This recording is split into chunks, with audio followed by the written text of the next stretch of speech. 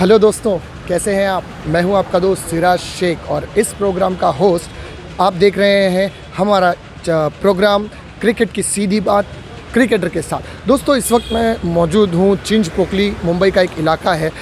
यहां पर आप देखेंगे तो लोअर परेल इस तरफ आता है और यहां ऊपर मेट्रो की मोनो रेल की रेलवे ट्रैक आप ऊपर से जाती हुई देखेंगे।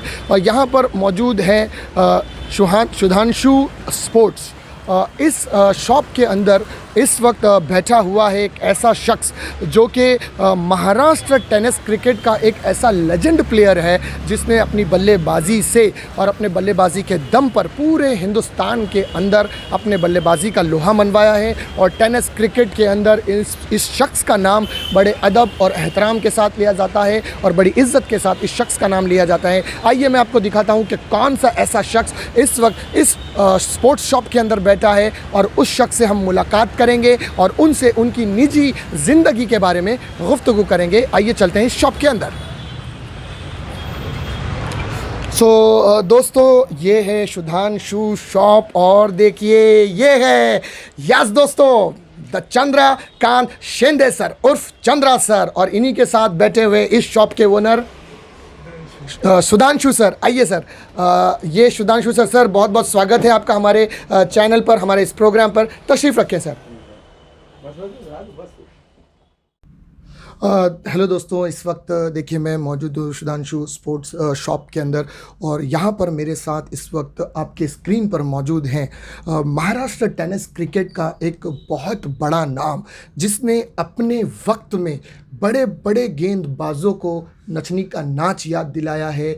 और इस शख्स ने अपने बल्लेबाजी से अपनी टीम को, अपने चाहने वालों को इस हद तक खुश किया है कि जिसकी मिसाल दूर दूर तक नहीं मिलती। मेरी मुराद है चंद्रकांत शिंदे सर इस वक्त आपकी स्क्रीन पर हैं। सर, सबसे पहले तो मैं बहुत बहुत स्वागत करता हूं मेरे प्रोग्राम में। सर, आपका भी स्वागत है मेरे प्रोग्राम में, मेरे चैनल पर। हमारा ये प्रोग्राम क्रिकेट की बात क्रिकेटर के साथ, इसमें आपका बहुत बहुत स्वागत है। सर, मैं इससे पहले कि आपकी निजी ज़िंदगी पर बातचीत करूं और आपसे अपने सवाल जवाब के सिलसिले को शुरू करूं, मैं मेरे पूरे व्यूवर्स की जानिब से, मेरी पूरी टीम की जानिब से आपका स्वागत करता हूं और शुरुआत करते हैं हम अपने पहले सवाल की। सर, मेरा पहला सवाल आपसे ये है कि मैं ये जानना चाहूँगा और मेरे व्यूवर्स भी ये जानना चाहेंगे कि आप मुंबई में रहते कहाँ पर हो और आपके साथ आपकी फैमिली में कौन कौन रहता है। मैं मुंबई में परेल टाटा मिल कंपाउंड में रहता हूँ और मेरे साथ मेरी माँ है, मेरी मिसेस है, 3 लड़कियाँ है मेरी, और तीनों ने ही क्रिकेट के लिए मुझे बहुत प्यार दिया है, बहुत ही सपोर्ट किया है। माँ ने किया है, बीवी ने किया है, तीनों बच्चों ने किया है। सर, बहुत अच्छी फैमिली है आपकी जिन्होंने आपको बचपन ही से लेकर अब तक क्रिकेट में हर कदम पे कदम आपके साथ कंधे से कंधा मिलाकर चला और इसीलिए मैं समझता हूँ कि फैमिली का सपोर्ट था तब तक आप यहाँ आज इस मुकाम पर पहुँचे कि मैं आपसे आज गुफ्तगू कर रहा हूँ। सर, मेरा अगला सवाल आपकी जानिब ये है, मैं ये जानना चाहूँगा कि आपने अपनी पूरी ज़िंदगी में कहाँ तक पढ़ाई की, तालीम कहाँ तक हासिल की, आपका प्राथमिक विभाग कौन सा था, माध्यमिक शिक्षण आपने कहाँ तक हासिल किया है, जो लोअर स्टडी है या हायर स्टडी है, आपका पूरा ऑल ओवर ज़िंदगी में पढ़ाई के लिए कहाँ तक आपने पढ़ाई की। मैंने पढ़ाई तो 12वीं तक की है और मैं खाड़ में रहता था। 1ली से 3री म्यूनसिपल स्कूल में मेरी पढ़ाई हुई। फिर वहाँ से फिर मैं बांद्रा में 4वीं में गया। वहाँ से फिर हम लोग परेल आए तो परेल में 5वीं से लेके 12वीं तक मैं परेल में ही पढ़ा। Social service league high school में 5वीं से लेके 12वीं तक पढ़ाई मेरी हुई वहाँ। सर, मेरा अगला सवाल आपकी जानिब ये है कि जब बच्चा क्रिकेट खेलना शुरू करता है तो एक एज होती है, एक लड़प्पन की, बचपने की उम्र होती है। मैं ये जानना चाहूँगा कि आपने जब क्रिकेट में पहली मर्तबा, अपने बचपने में पहली मर्तबा जब आपने क्रिकेट खेलना शुरू किया, उस वक्त आपकी उम्र क्या थी और आप कहाँ पर खेला करते थे। मैं खार जवाहर नगर झोपड़पट्टी में रहता था तो वहाँ पर बच्चे लोग के साथ मैं 4थी से, मुझे याद है, इतना कुछ जानकारी नहीं थी, बस बॉल डालने का, बॉल खेलने का, कोई मारेगा तो लेके आने का, उतना शौक़ था 4थी से वहाँ पे। फिर आहिस्ता आहिस्ता मैं परेल में हम लोग आए तो परेल में खेलने को चालू किया। वहाँ भी अंडर आर्म क्रिकेट खेलता था। फिर टाटा मिल कंपाउंड में कमला कल यूज़ करते गणेश 11 स्पोर्ट्स क्लब हम लोग का था, गणेश क्रीड़ा मंडल, तो उन्होंने ओवरआर्म क्रिकेट खेलने का मौका दिया। फिर वहाँ से फिर मैं परेल कामगार मैदान में आया, तो वहाँ भी मुझे बहुत सारी टीम ने सपोर्ट किया, जैसे कि स्मृति है, घंटिया गणपति है, सदानंद स्पोर्ट्स क्लब है, परेल पैकर है। उन्होंने बहुत सारे मौके मुझे दिए। वहाँ पर हम लोग अंडरआर्म भी खेलते थे और ओवरआर्म भी खेलते थे। सर मैं ये जानना चाहूँगा कि अभी मैं आपके सिर्फ बॉक्स क्रिकेट के करियर पर बात ही कर रहा हूँ कि जब आपने बचपने में 4th स्टैंडर्ड में आप पढ़ा करते थे, अभी आपने बताया, वहाँ से आपने अपना बॉक्स का करियर खेलना शुरू किया। एक बॉक्स गली क्रिकेट खेलते खेलते जब आप एक बॉक्स क्रिकेट में अच्छे लेवल का क्रिकेट खेलने लगे, क्योंकि आज बॉक्स क्रिकेट भी कहीं ना कहीं प्रोफेशनल क्रिकेट में आता है, तो जब आपने अच्छे लेवल का बॉक्स क्रिकेट खेलना शुरू किया था तो उस वक्त आप बॉक्स क्रिकेट की किस टीम का हिस्सा हुआ करते थे? हाँ, शुरुआत हो गई बॉक्स क्रिकेट घंटिया गणपति से। घंटिया गणपति से खेलने को चालू हुआ, लेकिन जो प्रोफेशनल बॉक्स क्रिकेट जो होता है वो दिखाया ये हमारे सुधांशु स्पोर्ट्स क्लब के सुधांशु पपिया। उन्होंने दिखाया कि प्रोफेशनल क्रिकेट क्या होता है, बाहर जाने के बाद कैसा क्रिकेट खेला जाता है, कैसे जानकारी मिलती है, फिर आगे कैसा बढ़ाया जाता है, कैसे गेंदबाज है, कौन से बैट्समैन है। तो वहाँ पे मुझे ज़्यादा सीखने का मौका मिला। सर बॉक्स क्रिकेट से जुड़ी कोई ऐसी याद कि जब आप बॉक्स क्रिकेट अच्छे लेवल का खेला करते थे, चाहे आप गेंदबाजी में थे या बॉक्स में आप गेंद बॉलिंग बैटिंग करते थे, तो ऐसी कोई याद जो आज भी बॉक्स क्रिकेट की जब भी आप किसी को खेलता देखते हैं तो आपको वो मेमोरीज याद आने लगती है, आपका वो बचपने का वो दिन याद आने लगता है? तो कौन सा ऐसा मैच है, कोई ऐसा मोमेंट आज हमारे दर्शकों को बताना चाहें? बॉक्स क्रिकेट का एक याद मुझे अभी भी है, 83-84 का बात है ये। मैं और अभय, हम लोग एक विकी बार के पीछे एक ऐसा मील का रोड है, वहाँ पे सिंगल विकेट टूर्नामेंट था। सिंगल विकेट टूर्नामेंट में मैं और अभय फाइनल में आए थे। और वो याद अभी भी मुझे अच्छा मालूम है कि अभय फाइनल, हम लोग 2 फाइनल में थे, फाइनल मैं जीता था और अभय फाइनल हारा था, और वो दिवाली का दिन था। तो वो बॉक्स क्रिकेट का वाक़या आज भी मुझे बराबर याद है। सर जैसे कि बॉक्स क्रिकेट में आपने बहुत सारा नाम कमा लिया था, धीरे धीरे शोहरत आपको मिलने लगी थी, आपका फेम हो रहा था, आपके चाहने वालों की तादाद में इजाफा हो रहा था। यहाँ पर आकर मैं आपसे ये सवाल करना चाहूँगा कि जब आप बॉक्स क्रिकेट में अपना करियर शुरू कर चुके थे तो सडनली आपने अपना गियर को चेंज किया, बॉक्स क्रिकेट को छोड़कर ओवरआर्म क्रिकेट में आप क्यों आए? नहीं, उसका एक रीज़न है। ऐसा है कि मैं बॉक्स क्रिकेट खेल रहा था, नाम हुआ था, बहुत सारे ट्रॉफीज़ मिलती गई, अच्छा फील्डिंग करता था, बैटिंग करता था, तभी मैं अंडरआर्म बॉलिंग भी डालता था हमारी टीम के लिए। तो लेकिन मेरी माँ हमेशा बड़े लोग को बोलती थी मेरा बच्चा बड़ा हुआ है, उसको जॉब के बारे में। तो एक बार ऐसा हुआ कि बीपीटी के बहुत बड़े ऑफिसर हमारे घर आए, तो उन्होंने मुझे पूछा कि अरे क्या खेलते हो तुम?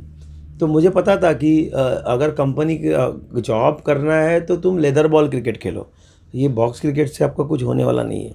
लेकिन बॉक्स की क्रिकेट भी एक स्किल्ड है। जी बिल्कुल। कोई भी आया, बैट पकड़ा और खेला, इजी नहीं है। बिल्कुल। ऐसे तीरंदाज गोलंदाज है ना, बैट्समैन भी ऐसे ऐसे सुपर है कि बड़े बड़े बैट्समैन भी अगर आप उनके सामने खड़े करो तो 3-3 4-4 बॉल इधर के इधर कर देंगे। वो स्किल क्रिकेट है। लेकिन आपको अगर करियर करना है तो concentrate leather ball. Tennis ball overarm cricket खेलो, खूब खेलो, लेकिन पूरा कंसंट्रेट आपको लेदर बॉल पे करना चाहिए। अगर जॉब के बारे में आप सोचते हो, तो ऊपर जाने के लिए आप सोचते हो, तो ऊपर का क्रिकेट खेलने का सोचते हो, तो लेदर बॉल के ऊपर जाना बहुत ही ज़रूरी है, और लेदर बॉल क्रिकेट खेलना बहुत ही ज़रूरी है।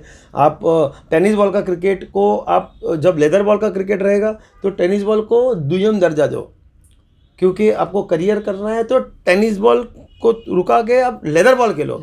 ऐसा नहीं करता हूँ कि मैं टेनिस बॉल कम है, टेनिस बॉल के वजह से ही वो एक सीढ़ी है। Tennis ball leather ball cricket खेलने की एक सीढ़ी है। टेनिस बॉल भी खेलो, लेकिन ज़्यादा फोकस आपका लेदर बॉल पे होना बहुत ही ज़रूरी है। सर मेरा अगला सवाल ये है आपसे कि देखिए 80 और 90 के दशक आते आते कहीं ना कहीं चंद्रकांत शिंदे ओवरआर्म क्रिकेट में अपनी काबिलियत दिखा चुका था और आपकी एंट्री हो चुकी थी। तो ये मेरा सवाल है आपसे कि उस दशक में, उस वक्त में आप प्रोफेशनल की कौन कौन सी टीम का हिस्सा रहे थे और किस किस टीम के साथ आप खेले हो? हाँ, तभी जब मैं नया था तो हमारी खुद की एक टीम थी, घंटिया गणपति थी, स्मृति थी, और परल पैकर से कुछ मैच मुझे खेलने का मौका मिलता था। सदानंद स्पोर्ट्स से खेलने का टूर्नामेंट भी खेलने का मौका मिलता था। लेकिन मुझे एक प्लेटफॉर्म मिला, वो षटकार क्रिकेट। ओके। गजा करके हमारे ओपनर बैट्समैन थे, रेलवे में बहुत बड़े अफसर है, अभी 50 ईयर्स का टूर्नामेंट में वो आए थे और उन्होंने उनके वजह से मुझे वो प्लेटफॉर्म मिला और वहाँ से हमारा टेनिस बॉल का करियर शुरुआत हो गया। सर, जब आप टेनिस क्रिकेट में आ गए, यहाँ पर आने के बाद आपने एक नॉर्मल क्रिकेट तो खेल रहे थे, लेकिन आपकी लाइफ का सबसे पहला प्रोफेशनल क्रिकेट, टेनिस क्रिकेट के अंदर जब आप प्रोफेशनल में उतरे तो पहला प्रोफेशनल क्रिकेट आप किस टीम का हिस्सा बने थे? हाँ, वही मैं बोला ना कि छोटा मोटा टूर्नामेंट ज़्यादा से ज़्यादा खेलने को मिला गजा के वजह से। और षटकार, उन टीम का नाम था षटकार स्पोर्ट्स क्लब। ओके, तो उनके वजह से हम लोग को आगे बढ़ने का मौका मिला। फिर आहिस्ता आहिस्ता वो दारोमदार जैसा मेरा परफॉर्मेंस बढ़ते गया तो गजा भी अपने काम में बहुत ही बिजी हो गए, तो दारोमदार मेरे हाथ में आ गया। उसके बाद वो टीम का नाम नरेश इलेवन हो गया और नरेश इलेवन से डायरेक्ट 89 में आरके ट्रॉफी का टूर्नामेंट हो गया। सर देखिए, जैसे कि हर टीम के अंदर एक मैच फिनिशर होता है। अगर हम इंडियन टीम की बात करते हैं हमारे, तो 96 के वर्ल्ड कप से लेकर अगर हम देखते हैं तो अजय जडेजा मैच फिनिशर के रूप में आते थे, महेंद्र सिंह धोनी आते थे, कुणाल पांड्या आते थे। मैच फिनिशर की रोल ये होती है कि एंड मोमेंट पे आकर बड़ा हिट लगाकर अपनी टीम को जिता देना। यहाँ पर मैं ये जानना चाहूँगा, क्या चंद्रकांत शिंदे ने कभी अपनी लाइफ में छक्का मारकर अपनी टीम को जिताया है और मैच फिनिशर की भूमिका बखूबी निभाई है? अरे वो मैच मुझे आज भी याद है। इंडियन एयरलाइंस का नाइट मैच था, पोतनी साहब का टूर्नामेंट था, जो आज आप सुप्रीमो देखते थे, वो सुप्रीमो के पहले उनका ये टूर्नामेंट बहुत ही मशहूर था। और ऐसा सिचुएशन आया कि तभी हमारे दिग्गज प्लेयर सब जल्दी आउट हो गए और मैच सिचुएशन ऐसा आया कि 7 बॉल में 6 चाहिए। और तभी नॉन स्ट्राइक पे नूरा थे, मैं स्ट्राइक पे था। तो एक बोलते हैं ना, एक साइकोलॉजी पार्ट आता है वो क्रिकेट में। तो ठसन क्रिकेट होता था, तो मैचलेस वर्सेस राहुल का मैच चल रहा था, तो हमेशा दोनों टीम इंडिया पाकिस्तान के जैसे ही खेलते थे, एकदम कड़क खेलते थे और दोनों टीम बहुत ही माहिर बन गए थे। तो उसमें मैं खाली उसको बोल दिया नूरा को, नूरा एक किधर भी डालेगा ना, मैं 1 रन ईजीली करेगा।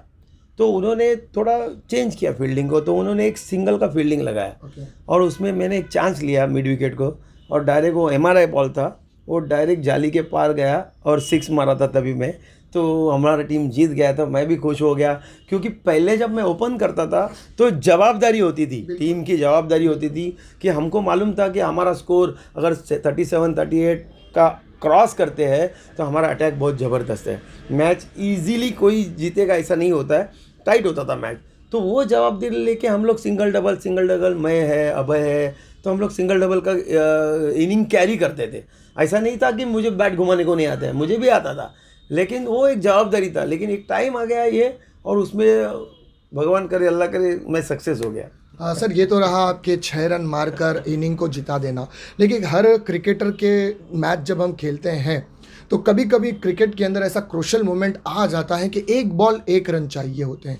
और उस टाइम पे अगर हम देखते हैं, जब 1 बॉल 1 रन का मोमेंट आता है, तो जहन में यही आता है कि गेंदबाजी शोभा बहुत मजबूत रहा होगा जो 1 बॉल 1 रन लेकर आया है, और उन्होंने बड़े बड़े बल्लेबाजों को डगआउट पहुंचा दिया है। और अब 1 रन की जिम्मेदारी किस बल्लेबाज पे सौंपी जाए कि जो 1 रन कवर करके अपनी टीम को जीता है। तो क्या आपकी लाइफ में कभी कोई ऐसा मोमेंट आया है कि 1 बॉल 1 रन चाहिए और आप बल्लेबाजी पर आए हो, नए न्यू कमर होके इस पे आए हो, फ्रेशर आए हो और आपने मारा और जिताया है? हाँ, हुआ है ऐसा कि पहले तो मैं ओपन करता था, जैसे ही अमित भरत का ओपनिंग आ गया तो ऑटोमेटिकली मैं पीछे आया। तो फिर क्या होता था, फिर जब भी 1 बॉल 1 का मैच आता था तो मुझे ही भेजा जाता था और मैं जाता था। तो मोस्टली मुझे बहुत ही अच्छी तरह याद है कि जब भी गया हूँ कि मैचलेस और हमारा इंडिया पाकिस्तान मैच रहता था, उनके सामने 2-3 बार तो मैंने सिंगल किया है। एक बार त्रिशूल के सामने एक बहुत ही कांटे का मैच हुआ था और त्रिशूल के सामने भी मैंने 1 बॉल 1 रन किया है। सर देखिए, यूँ तो टेनिस क्रिकेट के अंदर आपने बहुत नाम कमाया, आपको बहुत फेम मिला और बहुत चाहने वाले आपके बड़े, और ये सिर्फ ऐसा नहीं था कि सिर्फ आपको नाम मिला, आपने कुछ किया था तब जाकर आपको ये फेम मिला, ये नाम मिला। मैं यहाँ पर ये जानना चाहूँगा आपसे कि कौन से ऐसे टूर्नामेंट है जिस टूर्नामेंट में आपने अच्छी कारकिर्दगी से, बेहतरीन परफॉर्मेंस से मैन ऑफ द मैच का खिताब जीता हो या मैन ऑफ द सीरीज़ का अवार्ड लिया हो, तो वो कौन से मैचेस थे और क्या क्या आपको अवार्ड में मिला है आज तक? अरे ये तो बहुत अच्छा क्वेश्चन पूछा आपने।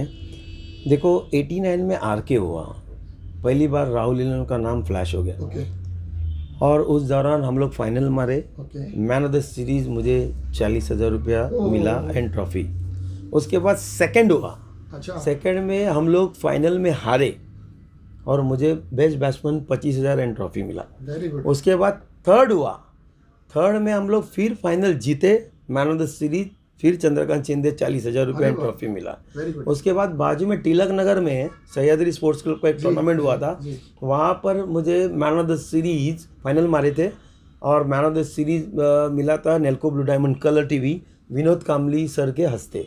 अच्छा उसके बाद ये जो दादर है ना, दादर के पीछे अपना बाज़ार है, अपना बाज़ार के पीछे ललित कला का मैदान है, सीधा सामने 4-6 और साइड में ऐसा 2-2 रन है। तो वहाँ पे हम लोग फाइनल हारे थे, तभी मुझे कैलविनेटर नेल्को अपना कैलविनेटर का फ्रिज मिला था। अच्छा ऐसा तो ऐसे बहुत सारे इनामात मिले, लेकिन ये जो इनामात है ना, ये एकदम फिट बैठ गए, जो उस टाइम हाँ मेमोरी में फिट रह गए कि ये जो अपने को प्राइज़ मिला। हाँ, लेकिन ये जितने भी प्राइज़ मुझे मिले ये सब मैंने अपने टीम में स्प्लिट किए और ऐसा नहीं है कि ये पूरे बांटे हैं, क्योंकि इनके ऊपर ना पूरा अधिकार है हर एक प्लेयर का। जब मैंने अगर सीरीज लिया है तो किसी ने रनआउट लिया है, किसी ने कैच पकड़ा है, किसी ने विकेट्स निकाला है और कुछ टीम के लिए जो होता है बनता है वो सब किया है। तो हर एक प्राइज जो किसी पर्सनल मिलता है तो उसके ऊपर सबका अधिकार रहता है। तो वो स्प्लिट होने के बाद हमारे टीम के कल्याणी घोरपड़े को बैटिंग प्राइज मिला था 25,000, उन्होंने भी स्प्लिट किया।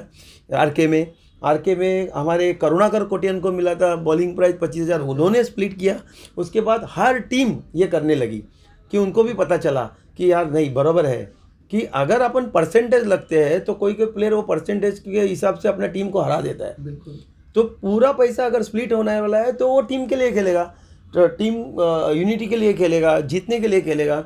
तो इसलिए ये सब मैंने उस टाइम में किया, मुझे फ़ख्र है कि मैंने वो सही किया और उसकी वजह से हर एक प्लेयर को वो अच्छा भी लगा और उनको भी उसका फ़ायदा हो गया। सर जैसे कि अभी आपने बताया कि आपने 50,000, 25,000 man of the series, man of the matches और कैलविनेटर का फ्रिज वगैरह जीता था अपनी अच्छी खेल के ज़रिए। सर जब इतना अच्छा आपने खेला था तो ये खेल करने के लिए कहीं ना कहीं आपने टूर भी किया होगा, क्योंकि जाहिर सी बात है जब आपको मैचेस खेलने का मौका मिल रहा है, चाहे आप मुंबई में खेलें या मुंबई के बाहर खेलें, हमारे दर्शक और हम ये जानना चाहेंगे तो आपकी लाइफ का कोई ऐसा यादगार एक टूर कि जो आपकी मेमोरी में आज भी आता हो और अकेले में बैठकर जब भी आप उस मेमोरीज़ को याद करें तो चेहरे पे एक हल्की सी मुस्कान आती हो? अरे वो 2 टूर तो मैं कभी नहीं भूलूंगा। और ये टूर, ये वर्ड आएगा ना तो पहला नाम आता है लॉयड का। क्योंकि हम लोग जब जस्ट तैयार हो गए थे तब पहला विश्वास हमारे ऊपर अगर किसी ने दिखाया तो लॉयड ने दिखाया। लॉयड ने हम लोग को पहला कोल्हापुर दिखाया और हम लोग उनके साथ जाने लगे। उनके भी 2-4 प्लेयर रहते थे, हमारे 6-7 प्लेयर रहते थे। हम लोग जाते थे, जीतते थे, जाते थे, जीतते थे, जाते थे, जीतते थे। फिर हर बंदा फिर ऐसा हर एक टीम जाने को चालू हो गया। लेकिन अगर पहला टूर कोई दिखाया है तो हमारा लॉयड है, राजू साटम, उसने हम लोग को टूर दिखाया। अच्छा, टूर के बारे में 1-2 किस्से इतने सुपर्ब है। हम लोग पहली मैच जीते थे, हमारे टूर में हमको बुलाते थे अक्लूच के खंडागड़े साहब। तो खंडागड़े साहब का एक टूर में हम लोग गया था और शिरपुर में वो टूर था, नाइट मैच। तो पहला मैच में 8 ओवर में हम लोग 90-100 मार के हम लोग जीता था। और मैंने जस्ट बोल दिया, हम लोग खाना खा रहे थे की सर याला मजा नाही म्हणत, आपण 8 ओव्हरमध्ये 100 मारतो, जिंकतो, मॅच काट्याची झाली पाहिजे, लो स्कोरिंग झाली पाहिजे, आणि त्याच्यात जर आपण मॅच काढतो त्याला बोलतात मॅच। और वो बोलता है ना, भगवान ने परीक्षा देख ली, हम लोग 39 में ऑल आउट। अभी मैच चालू हो गया और लेफ्टी का हवा चालू था, तो पहले 4 ओवर में 8 ओवर का मैच था 39, पहले 4 ओवर मध्ये वहाँ का एक अकलूज का एक बॉलर था लखन गोयल, उसने और विकास ने 4 ओवर में खाली 10 रन दिए। अच्छा, विकास भाटकर खाली 10 रन दिए। अभी मैच आई 4 ओवर 29 में वैशाल के हाथ में बॉल दिया, वैशाल को वो बैट्समैन ने डायरेक्ट 19 मार दिया। अरे बाप रे। मैच आया 3 ओवर 10 में डायरेक्ट महेश मकवाना का हात में बॉल गया। तो महेशला बोललो, महेश बघ आता मॅच तर आपण हरलो आहे, पण एकच मिड विकेट लावून आपण खेळतोय आणि सगळे लेग ब्रेक टाक, सब लेग ब्रेक डालो, क्या हारा चला वांदा नहीं, लेकिन अपन एक की लेग साइड में एक की मिड विकेट है, बाकी सब इधर हवा चालू है तो अपन सब इधर लगाया, आगे पीछे 2 रन का ओवर डाला, अरे बाप रे। 3 रन का ओवर डाला, 7 आया मैच, 7 आ गया, 12 था। 7 आया, 7 में क्या हो गया, सीन हो गया। फिर मैंने इसको बॉल दिया वैशाल को, जैसा ही वैशाल को बॉल दिया तो उधर का एक बैट्समैन जिसने 19 मारा था ना, वो हाथ में बैट लेके पूरा राउंड मार के आया। अच्छा, तो उसको ऐसा लगा रहेगा कि इसको मैं 19 मारा है तो अभी मैच जीत गया, लेकिन हमको कॉन्फिडेंट था इस पे वैशाल पे कि अगर कुछ कर दिखाएगा तो वैशाल ही कर दिखाएगा। अभी यही सिचुएशन वैशाल का, वैशाल ने अनबिलीवेबल बॉलिंग डाला, एक ही प्लेयर है मिड विकेट में, बाकी सब इधर नज़दीक, 2 वाइड डाला, उसी बच्चे को 4 बॉल डॉट 5 ओवर में स्टंपिंग, अच्छा, लास्ट बॉल डॉट, बराबर मैच आया 5 का 5 हाँ बराबर 5 रन। और उसके बाद फिर महेश को वही बोला, महेश इतना डेंजर फील्डिंग लगा कि अपन इधर तक आया ना, लास्ट तक यही फील्डिंग रहेगा, तू क्या बोलता है बोल, मैं तो गैम्बल खेल रहा है, चंद्रा बिंदास वैसा ही खेलेंगे अपन। और इसने डाला, एक बॉल 2 जब आया तभी हम लोग ने स्प्रेड किया, और 1 बॉल 2 पे उसने डॉट बॉल निकाला, हम लोग मैच जीत गया। ये तो मैं कभी नहीं भूलूंगा। और एक किस्सा है नासिक का, नासिक में भी ऐसा हो गया, वहाँ पे है ना चारों बाजू में बाउंड्री था, हल्का बॉल था, लेकिन वहाँ पे 8 ओवर में 80, 90, 100 रन होते थे। और हम लोग का बैटिंग आया, मैच चालू हो गया, सिक्सर नज़दीक था, हल्का बॉल था, मैच चालू हो गया, हमारा 1 पे 1, 2 पे 2, 5 पे 3, मैं आउट। अच्छा, हम लोग बैठे, हमारा बैटिंग लाइन स्ट्रांग था पीछे, तो सलील अंकोला जी है ना ऊपर बैठे थे, और उसके बाजू में बंटी कामली बैठे थे, और हम लोग उसके बाजू में बैठे थे। तो उसने क्या हो गया, सीन सॉलिड है सुनो। तो मैंने अपना खाली बंटी का और जंबो का आवाज दिया, अरे बंटी कसा पण करून आहे ना 39 करा, 39 आपण टाईट करणार मॅच, 39 पर्यंत आहे ना, आपल्याला मुंबईची सवय आहे ना 31-32 मध्ये हलक्या बॉलची मॅच काढायची। तो जैसा मैं बोला ना, तो सलील अंकोला सर थोड़े से मतलब गर्म हो गए, कौन है ये, यहाँ पे 80, 90, 100 होता है, तो ये ऐसा कैसा बोल रहा है। और वहाँ का नासिक का टॉप मोस्ट टीम था, और उसका एक रीज़न भी था, वो मैं रीज़न अभी बताता हूँ क्या रीज़न है वो। तो थोड़े से नाराज़ हो गए हम लोग के ऊपर, लेकिन बंटी ने उनको बहुत ही अच्छा आंसर दिया, मेरे बाजू में था, अगर हमारा कैप्टन बोला है ना 39 में तो हम लोग ईजी नहीं हारेगा। अच्छा, हम लोग इजी नहीं हारेगा 39 में, इजी नहीं, अगर इधर 80, 90, 100 होता है तो 39 में हम लोग इजी नहीं हारेगा 8 ओवर का मैच में, हल्का बॉल। अच्छा, जैसे बंटी गया, बंटी ने भी एक 6 मारा, जम्बू ने जाके एक 6 मारा, 39 ही हुआ। अच्छा, इधर भी अल्लाह भगवान हमारा परीक्षा ले रहा है। हम लोग नीचे खड़े, पीछे से सलील अंकोला जी आए, उन्होंने ऐसा थाप मारा मुझे, बोला कैप्टन 39 झाले, काटता है ना मैच, तो बोला हाँ सर काटतो। सलील अंकोला जी एकदम इंटरनेशनल प्लेयर, वो तो क्लास 1 प्लेयर है।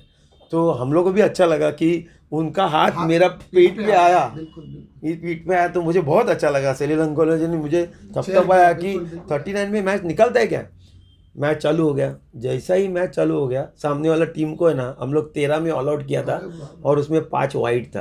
अब इसका रीज़न क्या था मालूम है आपको, उनके बॉलर थे ना जोर जोर से फेंक रहे थे, और विकेट खराब था, तो ऊपर नीचे बॉल हो रहा था।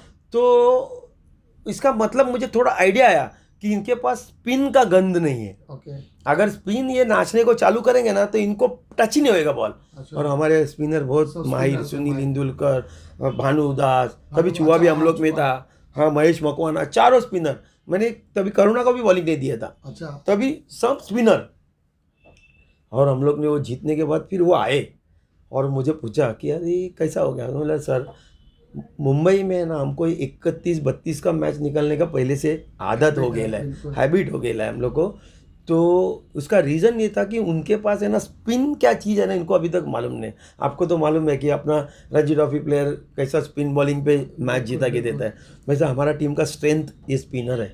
और स्पिनर जब अगर इनका बैट को नहीं लगेगा तो इनको ये 39 ईजी नहीं है, ये कॉन्फिडेंस मेरे में था। तो ये दूसरा किस्सा था। सर ये तो रहा आपकी ज़िंदगी के खुशी के कुछ लम्हात जो आप हमेशा याद रखें, लेकिन सर हर क्रिकेटर की ज़िंदगी में एक डाउनफॉल आता है, क्योंकि सिक्के के दो पहलू होते हैं, जहाँ हेड टेल होता है, वैसे इंसान की ज़िंदगी में भी कहीं अच्छा टाइम चलता है तो किसी क्रिकेटर का डाउनफॉल भी आता है।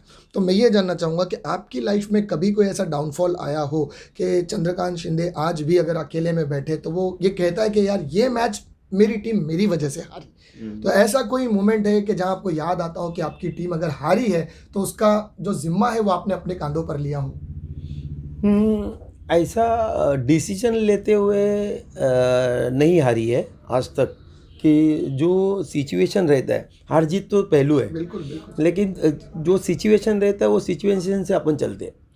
तभी कितना भी माहिर प्लेयर है, अगर उस जगह ये माहिर प्लेयर है और ये माहिर प्लेयर है, उस जगह अगर इसका ही काम है तो ये माहिर प्लेयर को खुद रुकना चाहिए। काय के लिए? तो अपना टीम वर्क के लिए। तो ऐसा कभी ये ऐसा सिचुएशन नहीं आया है कि अपना मेरा डिसीजन से ज़बरदस्ती मैच हार गए और फिर मुझे फटकार मिली, डाटा वगैरह का, ऐसा कभी नहीं होता, क्योंकि अपन उस सिचुएशन से जाते हैं। अगर हर चीज़ टीम में है ना, तुम्हारा झगड़े रहते हैं, बिल्कुल। तो गिले शिकवे रहते हैं, लेकिन जब उतरते थे हम लोग तो टीम वर्क के लिए उतरते थे, जीतने के लिए उतरते थे, तो कोई प्रॉब्लम नहीं होता था। ओके। सर मैंने सुना है कि आपने एक मैच अपनी लाइफ में ऐसा भी निकाला है कि जबकि विकेट कीपर की भूमिका बहुत अहम होती है क्रिकेट के अंदर, लेकिन आपने बगैर विकेट कीपर के भी मैच को निकाला है, ऐसा भी हमने कभी सुना था। हाँ, वो एक वाकया मुझे याद है, अलीबाग नाइट, कमलागढ़ का नर्मदा अर्जुन का टीम था। ओके। और हम लोग का मैच चालू हो गया और हम लोग 6 ओवर 26 में पट गए, और डायरेक्ट कमलाकर ने आया ना, अटैक ही किया, डायरेक्ट अच्छा। अटैक किया। और उसने डायरेक्ट, मेरे ख्याल से मुझे याद है बराबर, मैं इतना इजीली भूलता नहीं, किसी किसी को वो आंकड़े अलग लगते हैं, लेकिन मुझे याद है उसने 5 बॉल में 11 मारा था, उसमें एक सिक्सर था। अच्छा। हल्का बॉल। लेकिन जब 26 का मैच था तो मैंने सबको नज़दीक बुलाया, मैं बोला कि अब मैच तो अपन हारे हैं, लेकिन एक तुरुप का पत्ता अपने हाथ में है, और वो है डेंजर पत्ता।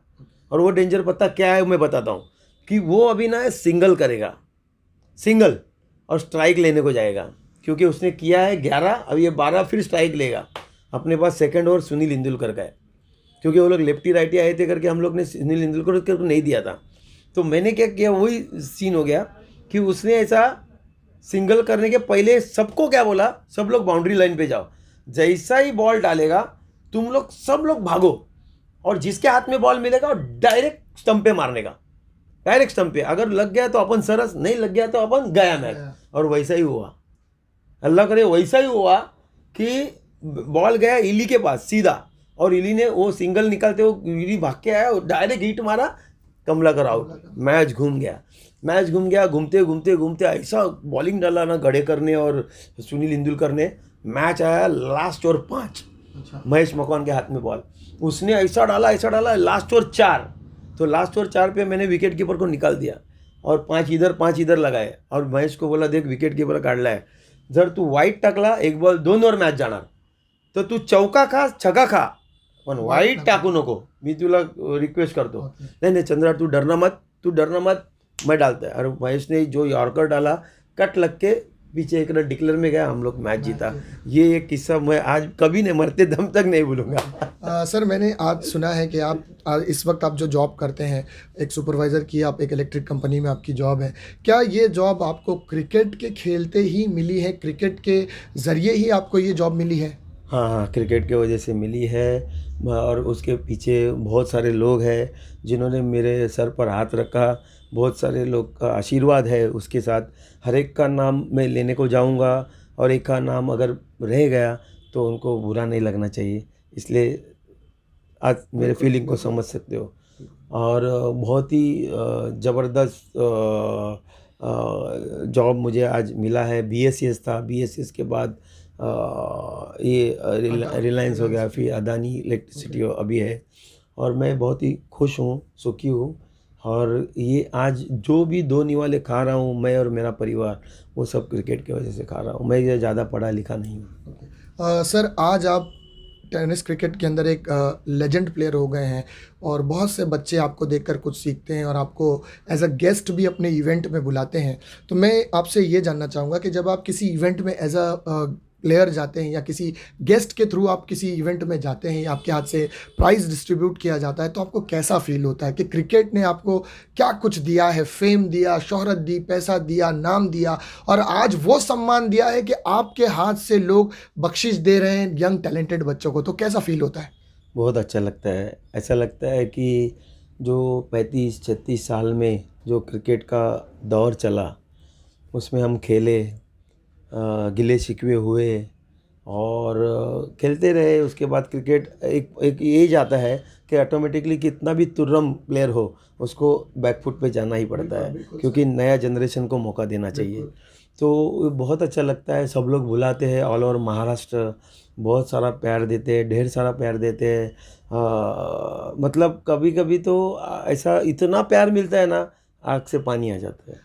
सर देखिए आज बहुत सारे यंग बच्चे आपको देखकर सीखते हैं, आपका नाम सुनकर सीखते हैं।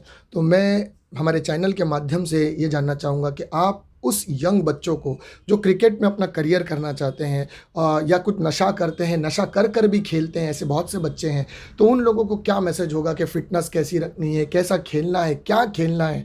आप एज़ अ सीनियर प्लेयर, एक लेजेंड प्लेयर, उन यंग टैलेंटेड बच्चों को क्या मैसेज देंगे? नहीं, मैं तो पहला कहूँगा कि पढ़ाई करो। पढ़ाई बहुत मस्ट है, कंपलसरी पढ़ाई करो। देखो हमारे कंपनी में ग्रेजुएट लड़का लोग झाड़ू मार रहे हैं, इसलिए मैं हर एक खिलाड़ी को कहूँगा कि पढ़ाई करो, खेलो, ज़बरदस्त खेलो, मांगता है उतना खेलो, लेकिन पढ़ाई मस्ट है। और वो भी मेरिट का पढ़ाई करो, खाली पढ़ने के लिए पढ़ो मत। मेरिट का ज़माना चल रहा है, तो मेरिट में पढ़ने के लिए कोशिश करो। दूसरा चीज़ है, आप जो खेलते हो मन लगा के खेलो, मन लगा के, लेदर बॉल हो, टेनिस बॉल हो, लेकिन फोकस लेदर बॉल पे करो। टेनिस मांगता है उतना खेलो, लेकिन पहला तो लेदर बॉल पे फोकस करो। और टेनिस एक दौर वो भी आएगा, आज लेदर बॉल क्रिकेट खेल के आपको नौकरी मिल रही है, एक दौर वो भी आएगा कि टेनिस बॉल खेल के भी नौकरी मिलेगी। लेकिन उसके लिए हर एक बोलते हैं ना, बड़े बड़े इंसान लोग एक साथ आएंगे और टेनिस बॉल में कंपनी क्रिकेट चालू करेंगे और उसको जैसे टाइम शील्ड वगैरह टूर्नामेंट होता है, उसको वो बरकरार रखेंगे, कंटिन्यूटी रखेंगे। तो ये टेनिस बॉल क्रिकेट भी ये लेदर बॉल के क्रिकेट के जैसा होगा और बच्चे लोग को नौकरी मिलेगी। और नौकरी मिलने को शुरुआत होगी छोटे छोटे पैमाने पे, और हम लोग भी वही कोशिश कर रहे हैं। आने वाले कुछ 4-5 महीने में हमने सोचा है कि हम लोग कॉरपोरेट लेवल का कंपनी क्रिकेट चालू करेंगे और उसको बरकरार रखेंगे, उनको कंसिस्टेंसी क्रिकेट खिलाएंगे, वो भी जिमखाने, अच्छे अच्छे जिमखाने में खिलाएंगे। फिर यही कंपनी जितना उनका यूट्यूब माध्यम से उनका लाइव होगा, 140 140 144 कंट्री उनको देखेंगे, तो कंपनीज भी आगे आएगी और वो खेलने को चालू करेंगी। तो फिर आहिस्ता आहिस्ता ये टेनिस बॉल बच्चे लोग को, टेनिस बॉल क्रिकेटर लोग को भी नौकरी मिलेगी, उनका करियर बनेगा। लेकिन फिर एक बार बार मैं कहूँगा कि आप टेनिस खेलो, ये टाइप से भी खेलो, लेकिन total focus leather ball cricket पे ऊपर करो। सर मेरा आखिरी सवाल है आपसे। हमारे चैनल के माध्यम से, जो कि हमारा एक ऐसा चैनल है जो स्पोर्ट को रिप्रेजेंट करता है, ख़ासकर क्रिकेट को, और इस चैनल के माध्यम से हम लोग यंग बच्चे, यंग टैलेंटेड प्लेयर्स या जो लेजेंड प्लेयर्स हैं उनकी निजी ज़िंदगी पर बात करते हैं। तो हमारे चैनल के माध्यम से आप क्या मैसेज देना चाहेंगे हमारे दर्शकों को? पहला तो SK क्रिकेट लवर्स, सिराज भाई शेख एंड किरण भोईर, आपको थैंक्स कि आपने मुझे चुना, इस काबिल समझा कि अब मुझे मेरा इंटरव्यू लिया और मुझे पूरे वर्ल्ड में फेमस किया, उसके लिए आपके लिए थैंक्स। दोस्तों, ये एक ऐसी शख्सियत इस वक्त आप जिनकी निजी ज़िंदगी पर हमसे बातचीत करते हुए सुन रहे थे, इनका नाम आज महाराष्ट्र टेनिस क्रिकेट के अंदर बड़े ही अदब और एहतराम के साथ लिया जाता है। इस शख्स ने क्रिकेट को खेलते हुए अपनी चाहने वालों की तादाद में बहुत इजाफा किया, अपने चाहने वालों की तादाद में रोज़ ब रोज़ इनके इजाफा होता गया। ये एक ऐसा शख्स है जिसने अपने मास्टर माइंड से, इन्हें आज महाराष्ट्र क्रिकेट के अंदर क्रिकेट का मास्टर माइंड कहा जाता है, क्योंकि इस शख्स ने अपने जहनी तवाज़ुन से, अपने दिमाग से ऐसे ऐसे मैचेस को निकाला है जो कि एक प्लेयर को निकालना बहुत ही इम्पॉसिबल, मुश्किल हुआ करता था। सिर्फ इन्होंने अपने जहन के ज़रिए कि किस चीज़ को कहाँ इस्तेमाल किया जाए, किस बल्लेबाज को कब भेजा जाए, किस गेंदबाज को कहाँ इस्तेमाल किया जाए, वो सिचुएशन को भांप लेना और उसके हिसाब से अपनी टीम के साथ कारकर्दगी कराना, ये एक ऐसा शख्स इस वक्त आज अपने सामने था और इनकी निजी ज़िंदगी पर हम इनसे बातचीत कर रहे थे। मैं अगर इनके लिए ये बात कहूँ कि हंसने वाले मेरी टूटी हुई कश्ती को न देख, हंसने वाले मेरी टूटी हुई कश्ती को न देख, हौसला अब भी है तूफानों से टकराने का। बड़े बड़े तूफानों से टकरा कर आया हुआ ये शख्स आज आपके सामने था, इनसे हम बातचीत कर रहे थे। दोस्तों बने रहिएगा हमारे साथ, अगले वीडियो में फिर मुलाकात होगी किसी नए प्लेयर्स के साथ। तब तक के लिए हमारे चैनल को लाइक कीजिएगा, सब्सक्राइब कीजिएगा, शेयर करना ना भूलिएगा। देखते रहिए हमारा प्रोग्राम क्रिकेटर की बात क्रिकेटर के साथ। बहुत बहुत धन्यवाद सर, हमसे बात करने के लिए, हमें बुलाने के लिए। मिलेंगे फिर किसी ज़िंदगी में किसी वक्त पर। Thank you very much sir. Thank you.